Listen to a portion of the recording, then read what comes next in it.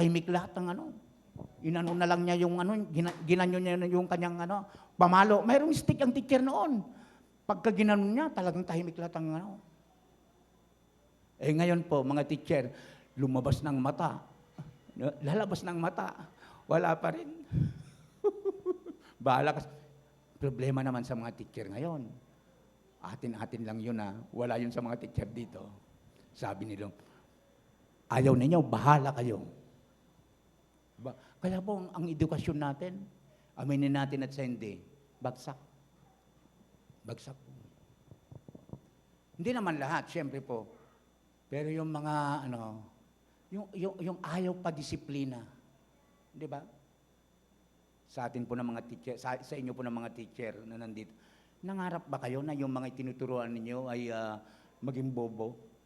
Ay hindi naman, di ba? Ang pangarap ng isang teacher, para sa atin din ng mga magulang, ay yung mga anak po natin, yung mga tinuturuan po natin, ay maging bihasa, maging marunong.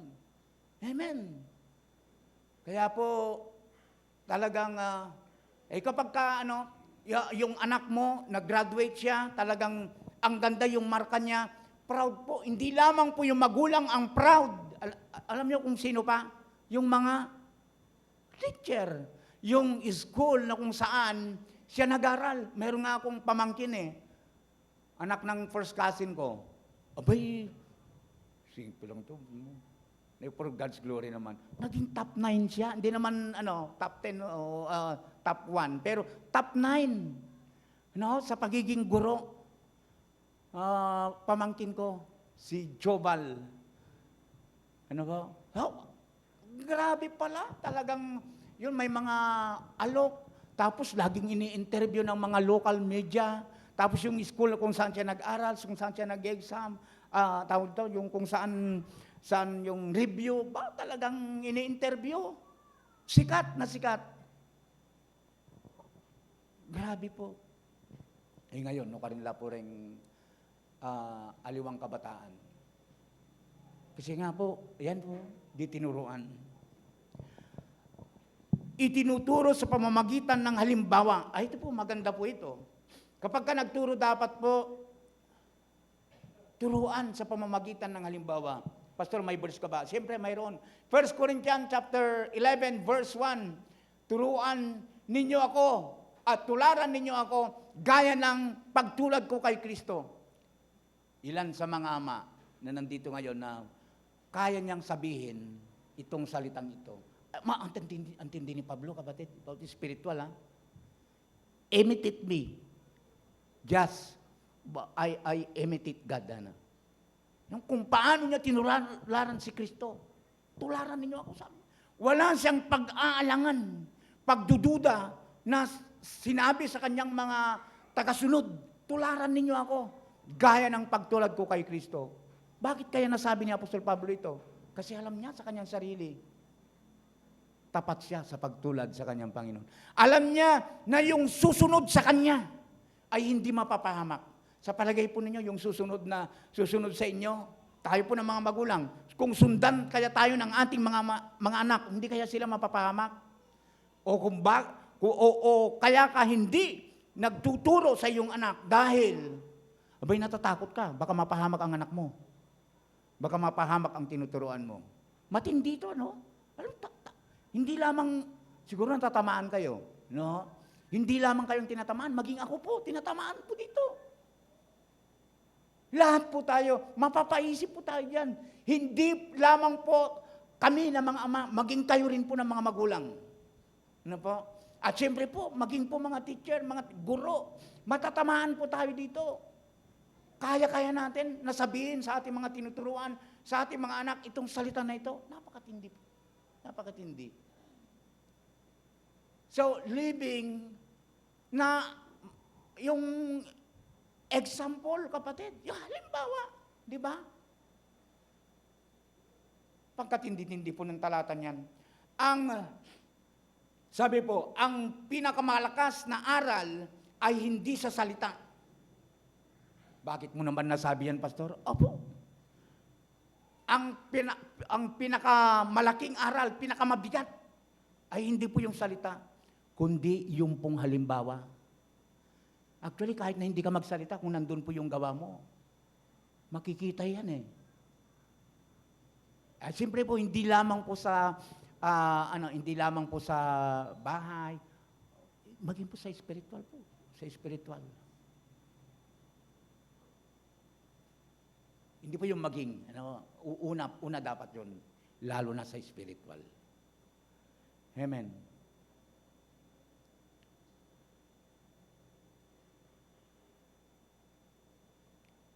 Ewan ko po na banggit ko po ito, na plus ko po sa ano ko. Pero maganda kasi ito eh. Yung Joshua chapter 24 verse 15, alam po yun, napakaganda yung talata dyan. Nung sinabi po ni Joshua sa kanyang, sa mga tao, no, nung nasa boundary na sila, kinausap niya yung bayan eh. Ay, sorry po, boundary. Matanda na si Joshua at that time. Si Joshua, matanda na. Kinausap niya ang bayan. Thank you, nailagay ko pala. Na-copy paste ko. Matanda niya noon. Kinausap niya ang bayan, bayan ng Israel. Sabi niya, ngunit para sa akin, at sa aking sambayanan, maglilingkod kami sa Panginoon. Ayan, ganda po. Hindi po yung binanggit po niya dito. Pinakita po ni Joshua yung halimbawa, na pwedeng tularan sa kanya. Hinamon niya ang bayan eh. Kayo, saan kayo maglilingkod? Sabi niya sa kanyang bayan. Sa mga bayan na napakarami. Sa Diyos-Diyosan ba? Mga Diyos-Diyosan na sinamba ng ating mga ninuno nung araw. Mga na kung saan napahamak sila. O sa mga Diyos-Diyosan na pinaglilingkuran ng mga nandirito. Pero kami, ibahin ninyo kami. Ibahin nyo kami. Para sa akin at sa aking sambayan, maglilingkod kami sa Diyos. Halimbawa, living example, kapatid. So number two sa ating pong mensahe ngayong umagang ito, sabi natin dyan, nagpapakita ng habag at pagmamahal. Hindi lamang po yung ingot, hindi lamang po yung disiplina, hindi lamang po yung ganun. Bagamat kung minsan kailangan yun, po. Hindi ko sinasabi na masama yung magpalo. Pinakita mo, Pastor, yung hindi, parang ko lang yun, po. Pero ang pangit kayang pipingutin mo yung niya, tapos kantusan mo, hindi po tama yun. Sa atin po ay hindi masama ang pagpalo, right, doon sa tama. Sa tama po, hindi po yung lumilipad po ang tawag nito, yung eraser. Hindi po yung ganun. Hindi po tama. Right, tama. Tama na pagpalo. So, pangalawa, nagpapakita ng habag at pagmamahal. Yung pong Psalm chapter 103, verse 13, kung paano ang isang ama ay nahahabag sa kanyang mga anak. Actually, ito po yung teksto po natin. Kung paano ang isang ama ay nahahabag sa kanyang anak, gayon nahabag ang Panginoon sa mga tatakot sa Kanya. Kapatid, ang tunay na ama, hindi ko sinasabi sa hindi po tayo tunay, ang tunay na ama ay hindi puro disiplina, kundi balanse. May balanse ng habag at pagmamahal. Balanse po. Anong ibig mong sabihin yan, Pastor? Mamaya po. Ang ama ay dapat maging larawan ng pag-ibig ng Diyos sa kanyang pamilya. Amen. Idiin ko ito Ang ama ay dapat maging larawan ng pag-ibig ng Diyos sa kanyang pamilya. Larawan, ang tindi po nito. Yung tatak na yan. Dapat pala, larawan tayo, mga ama, larawan tayo ng kanyang pag-ibig sa ating po mga kanya-kanyang pamilya. Minsan si tatay, ang iksi ng kordon. Meron bang baka hindi nyo gaanong naintindihan ang iksi ng kordon. Anong ibig mong sabihin yan, Pastor? Yung cordon ng sapatos, literal po yung cordon. Kapag kamaiksi yung cordon, hindi mo may tatali yung sapatos. Ano? Tatay na madaling mainis. Maiksi ang cordon. Cordon. Wikang Ilocano yon. Sa amin kasi, may narinig kasi ako, sintas. No? Parang alin ba yun ang totoo? Yung Tagalog. Anong Tagalog ng ano? Sintas. Oo nga po. Sa amin naman kaya parang hindi niyo ako naintindihan eh. Sa amin kasi ng mga Ilocano, ito, cordon. Hindi, parang yun din hindi, yun din. Kasi nga kung nagkakasal ako, cordon ako eh. Di ba? So yun. Kapatid, ang ama dapat maging larawan ng pag-ibig ng Diyos sa kanyang pamilya. Kumusta po tayo ng mga daddy? Amen po. Kumusta po tayo mga daddy? Maging mabait kayo at mawain. Sabi nga ng Ephesians chapter 4 verse 22, maging mabait kayo at mawain. Salitang mabait mabait. At maawain, mapagpatawad sa isa't isa. Ano yung ibig sabihin ng mabait? No, sinasaling ko minsan yung mabait. Ano po? Doon sa puntong nalalapitan. Opo, nalalapitan. Tayo naman ba ay nalalapitan, mga kapatid? Hello? Tayo po ba ay nalalapitan? Si Lola, nalalapitan ka ba? Si Lolo, nalalapitan ka ba? Ganun ba nga? Napakaganda po nito, kapatid. Dapat po maging mabait. At siyempre po, maawain. Mapagpatawad. Amen po, mapagpatawad. Ang pagpapatawad ng isang ama ay nagpapakita ng unawa at pagmamahal. Alam po ba ninyo? Ginamit yung salitang mapagpatawad na ama. Sino sa atin dito na mayroong tinatawag na mamaya po, iyan ko yan kasi susunod yan eh.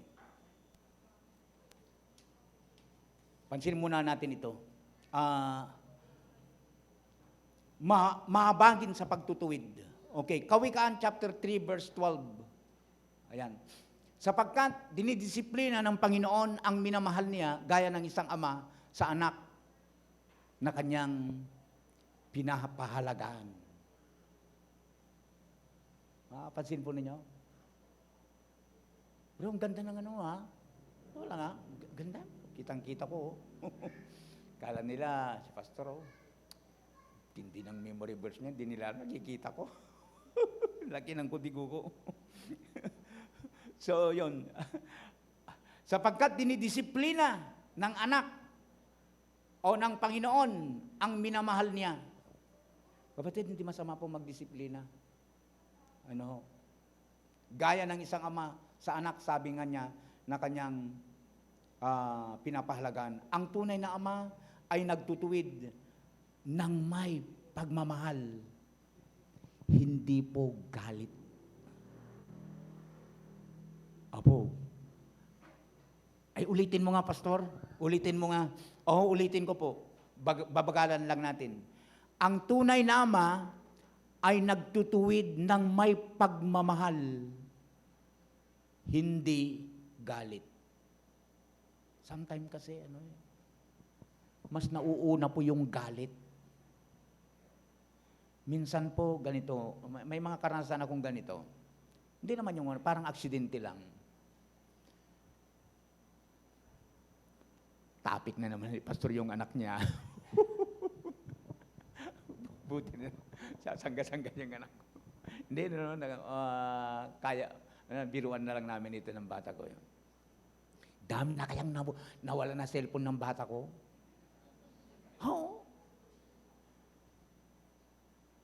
Pero alam niyo, sabi ko, yung una medyo mahal. Gusto ko rin ng magkaroon ng medyo maganda rin ng cellphone. Para lang po sana naman. Kahit nahirap ako, kuminsan hindi ako magmerienda. Inuhulugan ko talaga, pakunti-kunti. Abay, 6 months ko palang nahuhulugan, nawala. Wala. May tumawag sa akin sa ano. Birthday niya kasi alam po ninyo, sorry anak, kwento ko lang. October 6, birthday niya. Ay, nataon po sa ano, yung labas ng mga bata, yung mga ano kasing tawon, field trip. Birthday niya eh. Ba't nagsabi? Tayo, pwede bang ilamin ko namang cellphone mo? Sabi niya sa akin. Sabi ko, nag-isip ako. Parang ano naman ako, yung mga kasama niyang mga bata, mayroon silang cellphone. Siya wala. Birthday naman niya ako. Sige, napin ako. Sige na, para naman birthday naman niya ako, binigay ko. Araw, kalagitnaan ng maghapon na, may tumawag sa akin, nawala ang cellphone. Patay, sabi ko. 6 months ko palang nahuhulugan. 2 years kong hinuhulugan yun. Pero 2 years, nahulugan ko. Kaya po 2 years, kasi kaya kong hulugan yun kung 2 years, kasi malit lang, 500 lang. Something, 600, something, yung ano lang. Kaya tuloy, sabi ko, niisip ko ng gano'n, binibigyan ako ni Sister Auring ng 500. Hindi alam ni Mrs. yun, yung panggas ko. Alam. Itatabi ko na lang yun ang panghulog ko, kako. Ayun yung nakakasurvive.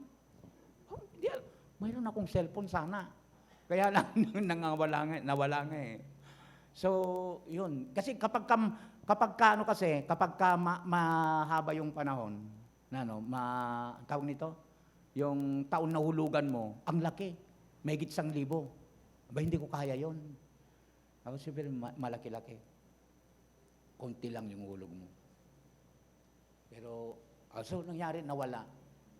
So ano ngayon yung reaction ni Pastor? Ano sabi ko, nag-isip ako, kahit na magduging-duging ako kanina ako, ala na yung cellphone. Kahit na anong gawin ko pa, kahit na pagwikaan ko pa ng mabibigat na salita, kahit sermonan ko pa ng pagkatindi-tindi, wala na akong magawa. Hindi po ba? Bagkus ay sasaktan ko lamang yung kanyang damdamin. Diba? Ano yung ginawa ko, ganito. Ay na, serious na usapan, kwentuhan. Alam mo, sabi ko, hindi doon sa cellphone. Hindi doon sa cellphone. Kaya memoryado ko na ito eh. Kasi nga ang dami na nga. Hindi natuto. Ano ang natutunan mo? Doon sa mga, hindi lang actually sa mga cellphone, sa mga pagkakamali, sa mga wrong moves, kumbaga sa chess, sa mga wrong moves, ano ang natutunan mo? Kung minsan, alam po ninyo, may mga moves tayo na ang dadali, sige, phones lang yan. Hindi natin namalayan, bigla, check, wala na. So yung pagmamadali natin, balikan natin yung ang tunay na ama ay nagtutuwid ng may pagmamahal, hindi po galit. May mga pagkakataon na nagkukwento ako. Yung anak ko natulong luha. Siyempre, sasakyan kami. Natulong luha. Hindi ko yan pinagalitan mo. Natulong luha. Pagmamahal, kapatid. Hello? Hello po. Nandyan pa po ba tayo? So, huwag natin sayangin ang palakpak natin sa Panginoon. Amen. Hallelujah. Hallelujah. Mahabagin sa pagtanggap. Lucas chapter 20 verse 15. Ito ang gandang halimbawa. Malayo pa lamang siya ay natanaw na siya ng kanyang ama at nahabag. Alam po ninyo, yung napakagandang message po dito, ipinakita po ng ama na walang kasalanan ng hindi kayang patawarin ng isang pusong nagmamahal.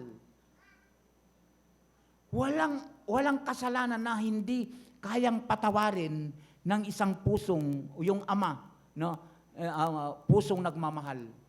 Abay, kung mahal mo ang iyong anak, di po ba? Alangan naman na hindi, Pastor, obvious, yung binabanggit. May ama ba na hindi niya mahal ang kanyang anak? Di ba mahal natin? Abay, hindi pa humihingi ng tawad yung anak natin, pinatawad na natin, di po ba? Kaya lamang, siyempre po, yung nagtutuwid tayo with love. Siyempre, depende din naman po sa sitwasyon. Sometimes po, dumadating po yung punto na namamalo tayo. Amen. Dumadating po yung punto na namamalo tayo. Pero ang tanong, ang tawag nito, damulag na, papaluin mo pa? Di ba? Yung discipline natin, iba na po yun. Pagtutuwid ng may pagmamahal, yung salita lang natin kung minsan ng gano'n, no? Matindi pa sa pinalo mo. Kasi yung salita, sabi nga ho, yung salita, ay yung salita ng Panginoon ay matindi pa sa yung tabak, yung magkabilay talim, sabi niya, Hebrew chapter 4 verse 12. Ano po? Anong binabanggit niya, Hebrew chapter 4 verse 12? Ang salita ng Panginoon, parang magkabilay talim. Pumapasok yan sa buto. Yung mga, natin, yung kasukasuan po natin, pinapasok niya yan. Yung pinalo na saktan lang. May nagsasabi ko minsan, matindi pa san. Ito, sinabi, kaya't itaas ninyo ang mga kamay na, parang mali ako 4 verse 12. Tama ba ako? 4 verse 12. Parang nagkaroon na rin ng, ano kasing tawag doon, yung pagiging malimutin. Sapagkat ang salita, ito. Sapagkat ang salita ng Diyos ay buhay at mabisa, hindi ako nagkamali bro. Sapagkat ang salita ng Diyos ay buhay at mabisa at matalas kaysa alinmang tabak na may 2 talim at bumabaon hanggang sa paghiwalay ng kaluluwa at espiritu ng mga kasukasuan ng utak, yung bone marrow at madaling kumilala ng mga pag-iisip at mga hahaka ng puso. Yan ang salita po ng ating Panginoon. So balikan natin mga kapatid. So yung pong pinapakita ng Ama ang na walang kasalanan ang hindi kayang patawarin ng isang pusong nagmamahal. Love mo ba ang anak mo? Siyempre. Kaya po ipinakita po ng Ama dito. Ito po ay ilustrasyon ng ating Panginoon. Yun sa love niya sa atin. At siyempre po, bakit binanggit ito? Upang mayroon tayong tularan na i-apply sa ating pong mga kanya-kanyang pamilya. Forgiveness, kapatid. Forgiveness. Nandyan pa po ba tayo?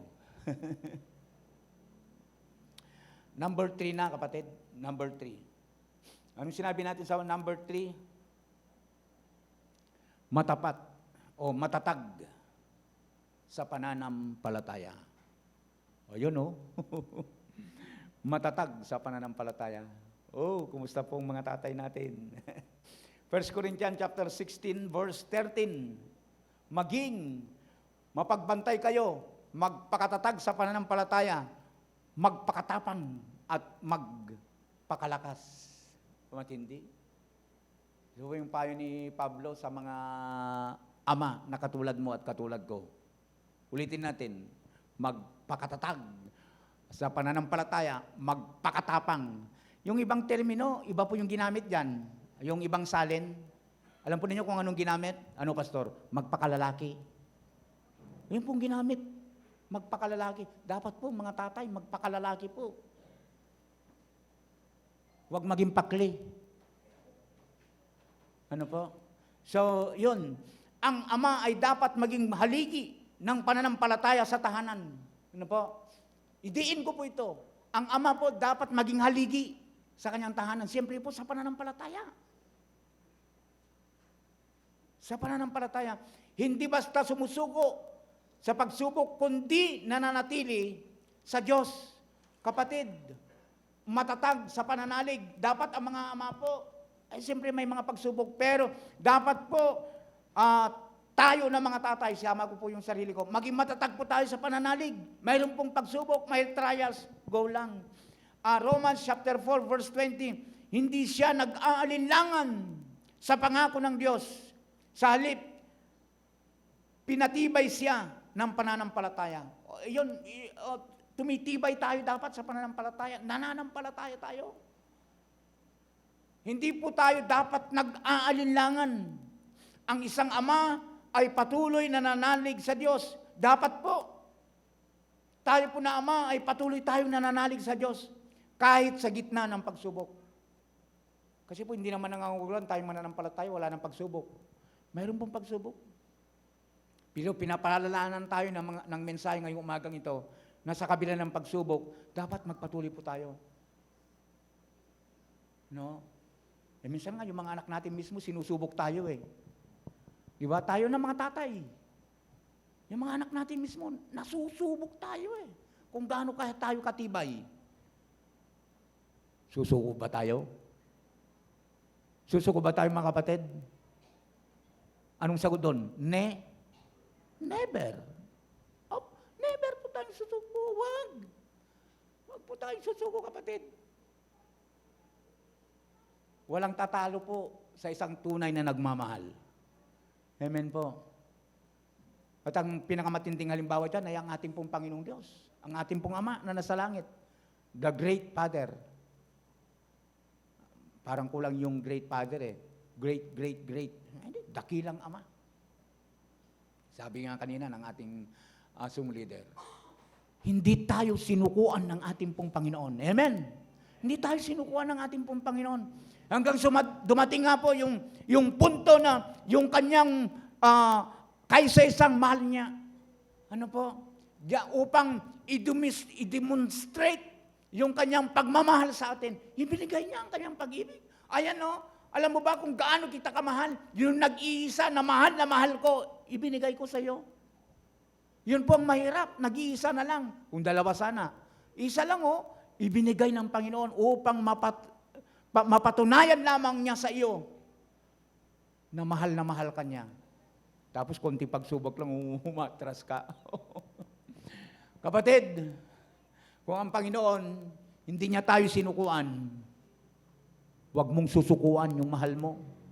Amen? Huwag mong susukuan. Ang tingin mo ba sa kanya parang black sheep? Ay wala yan. Kapatid, sa Panginoon,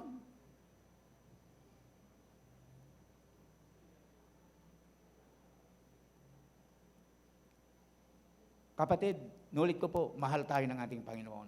Hallelujah, hallelujah. Matatag sa pananalangin. Siyempre, matatag sa pananalangin, hindi lamang matatag sa pananalangin, kundi matatag din, pananalig, matatag din sa pananalangin.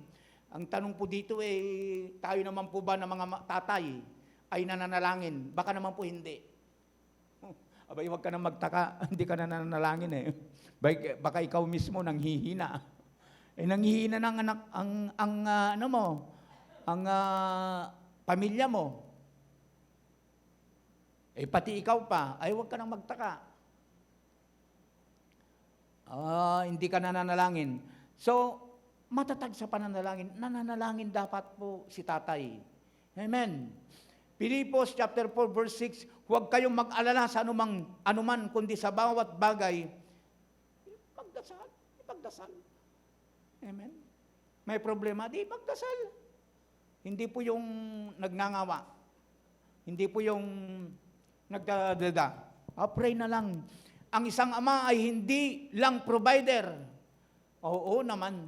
Hindi lamang po provider ang ama, kundi siya rin ay tagapagtanggol ng spiritual na buhay ng pamilya. Napakaganda po nito. Spiritual na tagapagtanggol ng pamilya. Sabi ko nga, ito po, ang ganda po niyan. Pwede bang tumingin tayo sa likod natin? Yan, titignan natin ganun. Tingin kayo sa likod ninyo. Wala ba kayo napapansin? Nandyan si kapatid, Di ba? Ang dami natin. Ang saya kaya. Ang saya kaya, ang dami natin, sige mo, palagpakan natin ang Panginoon.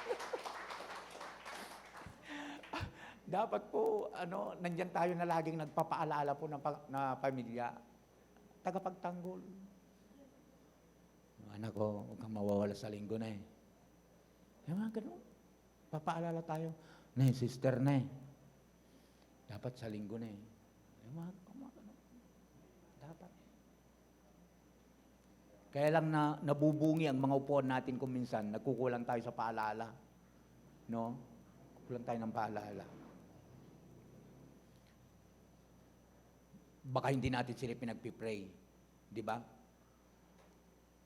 Matatag sa pangunguna. Matindi ito. Matatag sa pangunguna. Malapit na tayong magtapos. Pastor, ano pong halimbawa ninyo dyan? Si Nehemiah, bahagi lamang po. Nehemiah, chapter 2, verse. Kung sinusulat po ninyo ito, itong mga binabanggit ko na ito, yung kompletong verse, ang gaganda po. Bahagi na lamang po yung yung binanggit ko. Nagkamali ba ako, bro? Nehemiah, chapter 2, verse 17, verse 8. Ayun. Tayo bumangon at itayo natin ang pader. Pastor, anong ibig po ninyong sabihin dyan? Yung tayo bumangon at itayo natin ang pader. Hindi natin maunawaan yan. 17, 18 eh. Ano po, yung verse. Ang dami kasi yan kung iano ko. Si Nehemiah po, at that time po, bumalik po sila mula sa pagkakaalipin. From Assyria. Bumalik sila. Nung dumating sila sa Israel, sa kanilang bayan, bumagsak. Bagsak po yung muog nila. Yung pader. Alam po ba ninyo, sa mga Israelita ng araw, ang larawan sa kanila ng pader, mayroon silang muog o pader. Yun ay larawan ng kanilang strength.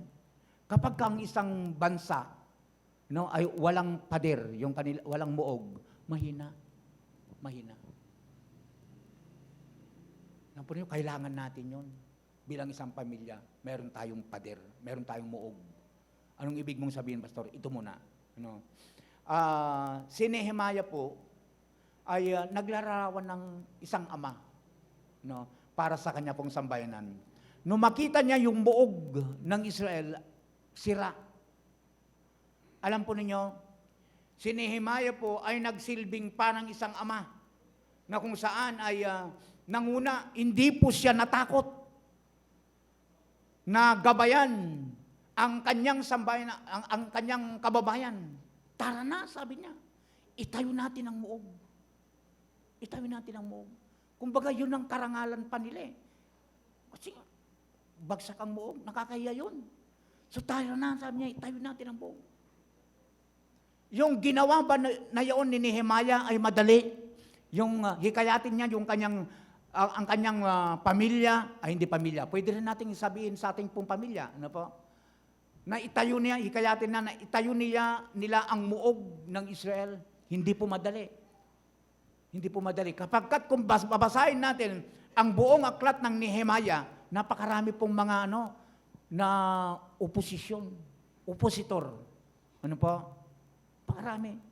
Nandyan sina Sambalat, sina Tobias, na imbes na magpalakas po sila, ay pahinain sila.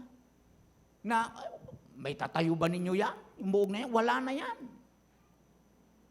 Ano po? Minsan po nakikita natin na mga ama yung problem. Gusto natin itayo. Gusto natin ayusin yung pamilya. Ba't mayroong Tobias, Sambalat, na kung saan nagpapahina sa atin? No? Parang kuminsan may mga spirit na kung ano-ano na sumisiksi sa kaisipan natin ng gano'n. No? Hey, hayaan mo na yan. Bahala siya sa buhay niya. Tama, mali. Mali yun. Mali. Sabi ko nga kanina, pagmamahal. Di ba?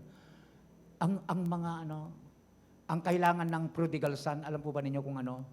Hindi yung sermonan. Hindi yung sermonan. Love. Love po. Yun ang kailangan niya. Ang kailangan ng pamilya natin, love.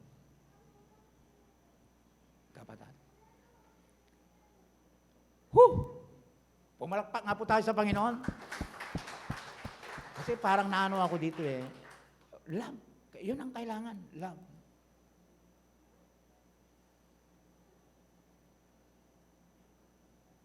Ito pang matindi. Si Job. Alam po na si Job? Job chapter 1 verse 5. Sinabi natin dyan, si Job, alam po ninyo, sa kanyang anak ko, sa kanyang mga anak. Anong ginagawa ni Job sa kanyang anak? Maagang nagbabangon si Job, kinabukasan upang ipaghandog ang kanyang mga anak sa pagbabakasakaling lihim na nilapastangan ng mga ito, ang Diyos. Grabing pagmamahal. Hindi po binanggit sa aklat ni Job kung ano pong karakter meron ng kanyang mga anak. karakter, yung mga anak po ni Job. Pero marahil po sa kanyang mga anak. Ano po kasi mahilig silang magkasayahan eh. Di ba? Mahilig silang magkasayahan.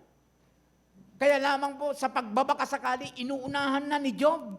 Ipinapanalangin na, nagdadala ng handog si Job para sa kanyang mga anak.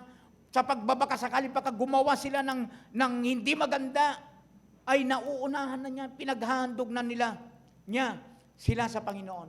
Kapatid, kahit sa gitna ng pagsubok, hindi iniwan ni Job ang kanyang pananampalataya. Nagpatuloy siya sa pananalig sa Diyos. Mayroong pagsubok na dumating sa buhay po ni Job. May pagsubok. Pero makikita natin doon yung matatag na pangungunan niya as a father sa kanyang pamilya. Matatag. Talagang yung love niya sa kanyang pamilya, sa kanyang anak. Hindi po, pang marami. Sa kanyang mga anak. Grabe po. Grabe po. Ang tanong po kumusta naman po tayo ng mga magulang, ng mga tatay?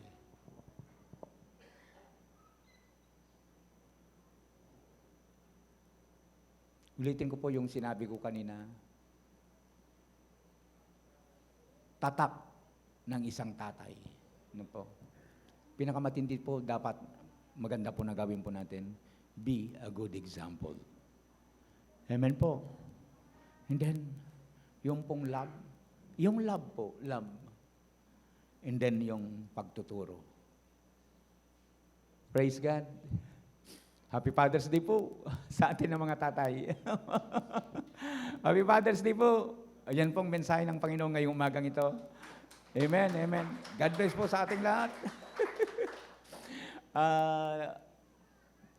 Siyempre po kung paano po yung mga nanay na ipinag-pray po natin, wag po ako magtapos. Nung nakaraang Mother's Day, umihingi po kami ng paumanhin. Hindi po kami nakapag, tawag nito. Mayroon po, sister. Mga nanay natin, maasahan talaga. Tinatawagan po natin yung mga tatay natin na nandito. Okay lang po ba? Hindi nakakahiya na I am the father. Dito ipag-pray namin tayo. Hindi, ganito po. Sige po, ipag-pray natin sila. Woo! Amen. Hallelujah. Sige po, yung mga tatay po natin nandito. Yes, Lord. Hallelujah. Hallelujah. Praise God. Hallelujah. Hallelujah. Jesus. Hallelujah. Yan po yung mga tatay natin, Amen. Great. Hallelujah. Woo! Mga kapatid ko, sa totoo lang, kayo po yung mga dakila, mga kapatid.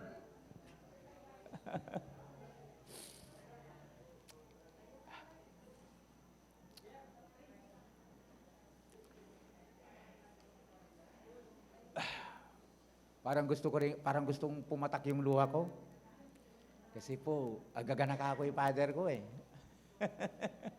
Tumayo po tayong lahat, mga kapatid. Amen and amen. Hallelujah. Pwede bang umarap po tayo sa kanila sa mga pabalitan po, ganyan.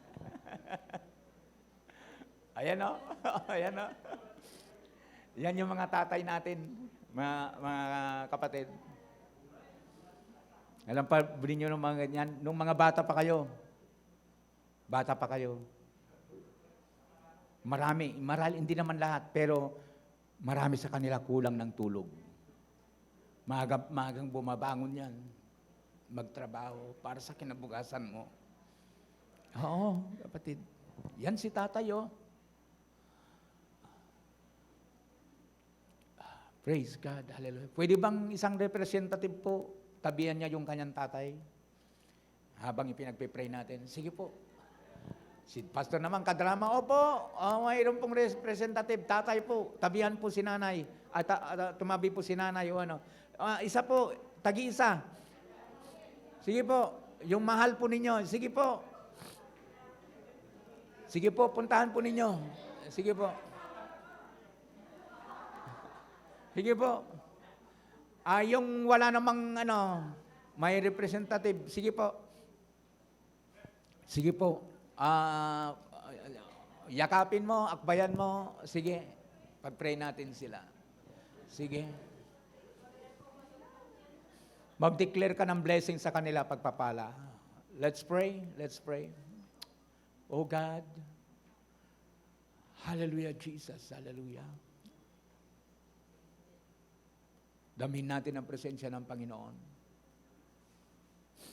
Hallelujah, Jesus. Hallelujah. Panginoon, sa oras na ito, kami lumalapit sa inyo, nagpapakumbaba at nagpapasalamat, Panginoon. Ipinagpapasalamat po namin sa iyo. Ito po, ang mga tatay po namin, Panginoon. Nagsikap, nagmahal, Panginoon, para sa amin. Pinapasalamatan po namin sila, Panginoon. Sila na mga tatay po namin, Panginoon. Salamat po sa kanilang mga sakripisyo. Salamat, Panginoon Diyos, sa kanilang naging pagsisikap, Panginoon. Nandito po kami ngayon sa kinaroonan namin. Hindi dahil sa magaling kami, Panginoon, kundi dahil mayroon kaming isang ama na nagmahal sa amin, nagbigay ng kanilang mga buhay, nagsikap, Panginoon, nagpaalaala sa amin, nagturo sa amin, kaya narating namin ang mga ito. Marami pong salamat, Panginoon. Lord, sa oras na ito, narito rin po ang kanilang mga mahal sa buhay. Kasama ko sila ngayon nananalangin, nagdideklara po, Panginoon, ng blessing.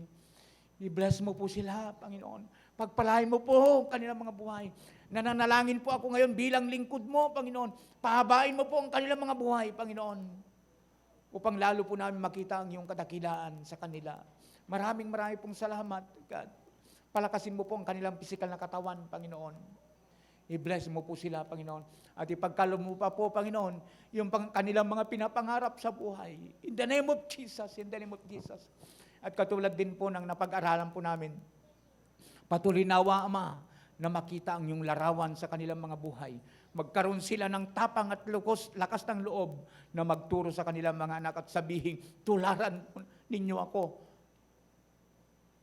at hindi kayo mapapahamak. Salamat, Panginoon. Lord, muli, sa oras na ito, sa inyong mapagpalang kamay, i-bless mo po ang mga tatay na ito. Sa matamis at sa makapangyarihang pangalan ng aming Panginoong Hesus na aming tagapagligtas, iyo pong aming panalangin. Amen and amen. Happy Father's Day! Wag daw kayong aalis muna dyan. May mga ibibigay na na ayuda sa mga tatay. Okay, ayan. Huwag muna daw kayong alis. Sige. Okay, sige.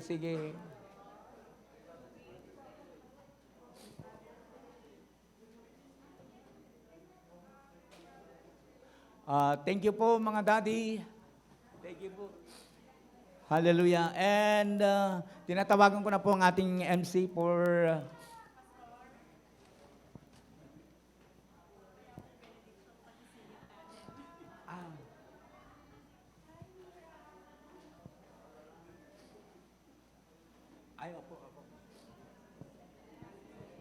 Tinatawagan ko na po ang ating MC.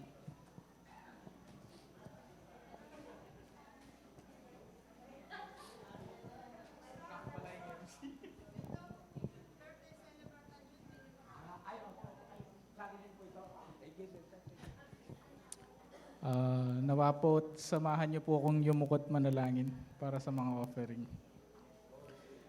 Panginoon, nandito po kaming lahat. Nagpapasalamat sa inyo, Panginoon, sa magandang araw na inyong pinagkaloob. Sa Father's Day na araw na ngayon, Panginoon. Maraming salamat po, Panginoon.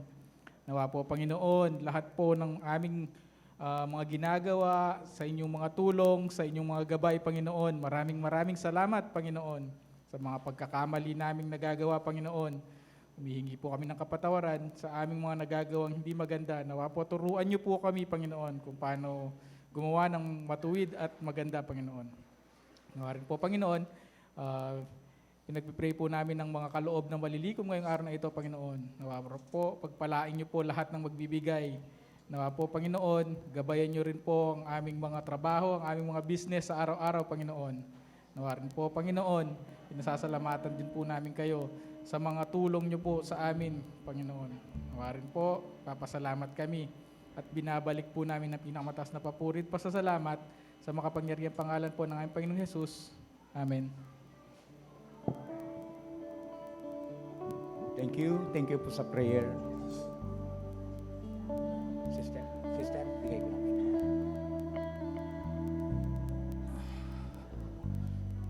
Okay, muli po, salamat po sa prayer. Thank you. And nakalimutan po na basahin po yung mga nag-celebrate ng kanilang birthday nito pong for Sunday po ng June. So, binabati po natin ng happy birthday, mga Junian. Si Sir Janet Manalang po, dito po siya ngayon. Happy birthday. Ang, ano kasing tawag natin doon? Yung ating lola. Talaga, nandyan po si Sister Mary Rose. Ayun. Si Mary Rose. At yung ating drummer, daddy na po. Okay, noong June 2. Tapos si Kaden, nasa US, June 3. Tapos si Colex Santos, June 5, nakalimutan ko na. Tapos si Krishna Wahe, Sister Krishna, sa 5, nung 5. Tapos si Sheila May, nung 7. And siyempre po, ako po, nung pong June 8. At ang aking pong kasamang nagbe-birthday sa June 8, si Raiko.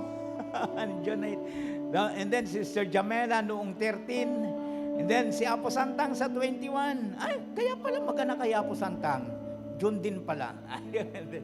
Pwede po. Tapos si Zach si Zach pala. Happy birthday, Zach, sa 28. So, yan po ang ating mga birthday celebrant this June.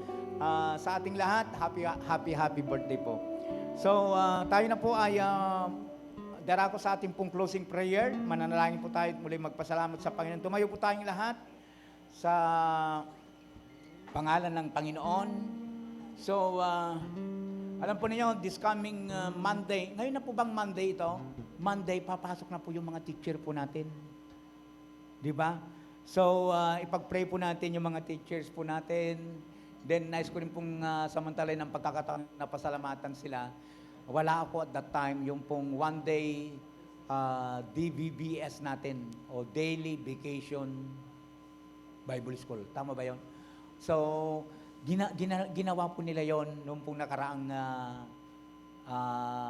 nung wala po ako. So, maraming salamat mga teachers at yung mga nag-participate pa. Lahat po nang nag-participate, nagkaloob sa gawain na ito. God bless po. At yung isang nagpa-GCash po, nakapatid po natin from Canada, secret po yon. Galing po sa akin, di ba, dinend ko. May, hindi naman kalakihan, pero alam po ninyo, sa great blessings po para po sa gawain na ito. Salamat po. So, yun, maraming pong salamat. Tayo po yung manalangin. Hallelujah, Jesus. Ama naming banal, Diyos na makapangyarihan sa lahat. Sa oras na ito muli, pupuri kami at nagpapasalamat sa kabutihan mo. Salamat po. Una na po namin pinagpapasalamat ang mga may kaarawan ngayong buwan na ito, Panginoon. Lord, dalahan ko po ang yung nag-umapaw na bendisyon at pagpapala sa kanilang mga buhay. Lord God, panalangin po namin, more birthdays to come. Bless mo po sila, Panginoon. Bless mo kami, Panginoon, sa aming po mga kaarawan, Panginoon. Salamat po sa mga bumati, nagmahal, nagpakita ng kanilang pagmamahal sa amin. I-bless mo po sila, Panginoon. Salamat din po, Panginoon, sa matagumpay na gawain. Huwag niyo po kami ginabayan sa mensahe. Huwag mo hayaan na mga mensahe, Panginoon, narinig lang po namin at pagkatapos ay nawala. Kaya mo po na may apply po namin sa aming po mga buhay. At ipinapanalangin din po namin, Panginoon, ito pong darating na Lunes, Panginoon, kung saan balik eskwela po ang mga teachers, Panginoon. Lord, we pray na Kayo po ang magpala sa kanila, Panginoon. Salamat po sa mga guro po namin, Panginoon. Marami kaming guro dito po sa church. Salamat po sa kanilang sakripisyo, Panginoon. Sa kanilang pagmamahal, God, sa mga bata na maturuan.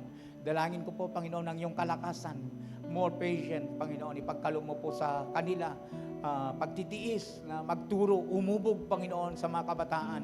God, lumaki po sila, hindi lamang na maging marunong, kundi lumaki sila na mayroong takot sa iyo, Panginoon. Gabayan mo po sila kung paano nila mapangunahan, Panginoon, ang kanilang na tinuturuan na maging maayos, maging marunong at matuto sa iyo, Panginoon, patungkol sa iyo. Maraming pong salamat. I-bless nga po ninyo sila, Panginoon. Hindi lamang sila, kundi ang mga bata rin na papasok sa school, babalik eskwela, Panginoon. Gabayan po ninyo sila at pagpalain, ipagkaloob mo po ang kanilang mga pangangailangan. Maraming pong salamat. Muli, Ama, sa aming pong pansamantalang paghiwa-hiwalay ngayong tanghaling ito, ihatid mo po kami sa aming pong mga tahanan ligtas sa anumong uri ng kapamakan. Ngayong Father's Day, Panginoon, God, yakapin mo kami sa pamagitan ng iyong kapangyarihan, ng iyong pag-ibig. Pagkaloob mo po ang saya, sigla sa amin. Sa pangalan ni Jesus. Taas po natin ang ating mga kamay sa Panginoon, mga kapatid. The grace of the Lord Jesus Christ and the love of God and the communion of the Holy